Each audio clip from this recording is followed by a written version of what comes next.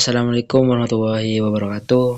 Perkenalkan, nama saya Muhammad Hanaf Roziki, kelas TIB angkatan 2023. Nah, di sini saya ingin menjawab soal UAS filsafat umum dari Bapak Ibnu Ali.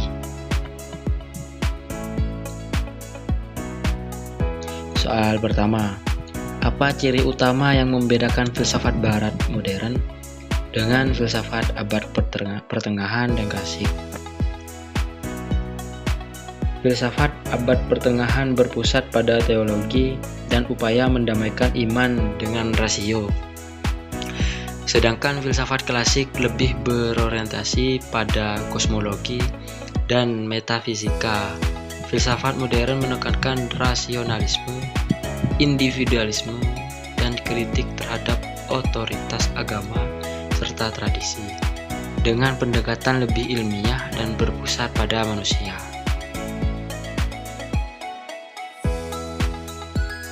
Soal nomor 2. Filsafat barat modern diawali dari munculnya pemikiran René Descartes yang mengadakan kritik terhadap metafisika. Mengapa? René Descartes memulai filsafat modern dengan kritik terhadap metafisika karena ia ingin membangun dasar pengetahuan yang pasti melalui metode keraguan.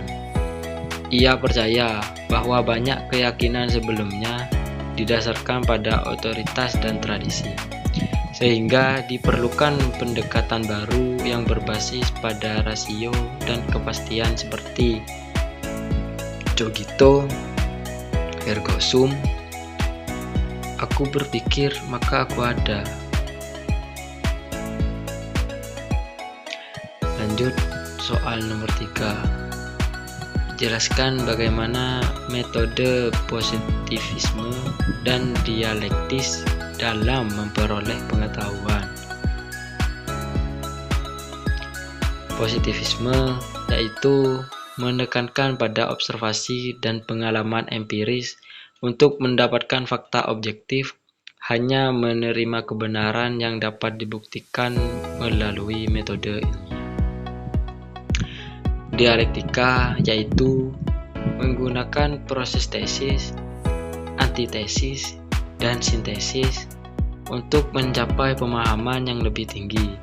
Sering digunakan dalam analisis sosial dan filsafat Hegel serta Marx. Soal nomor 4. Dalam rangka mengukur suatu kebenaran dikenal 3 teori: korespondensi, koherensi, dan pragmatisme. Jelaskan apa yang dimaksud. Korespondensi yaitu suatu pernyataan dianggap benar jika sesuai dengan fakta atau realitas yang ada.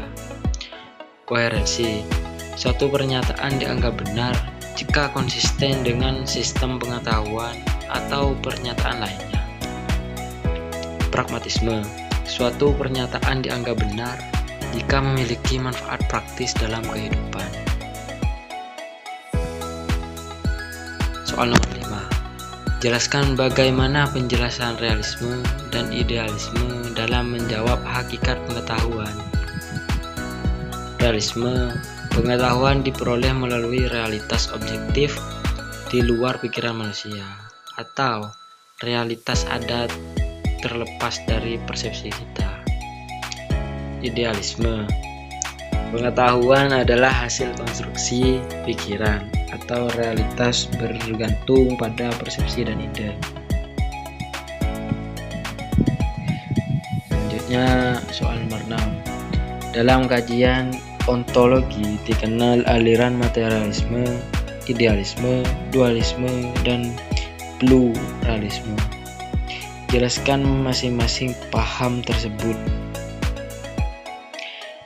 Materialisme, segala sesuatu yang ada adalah materi. Tidak ada yang eksis di luar materialisme. Materialitas, Idealisme, realitas pada dasarnya adalah mental atau spiritual. Materi hanyalah manifestasi dari ide. Dualisme, realitas terdiri dari dua substansi, yaitu materi dan roh atau pikiran. Pluralisme, yaitu realitas terdiri dari banyak substansi atau prinsip, tidak hanya satu atau dua. Lanjut soal nomor 7.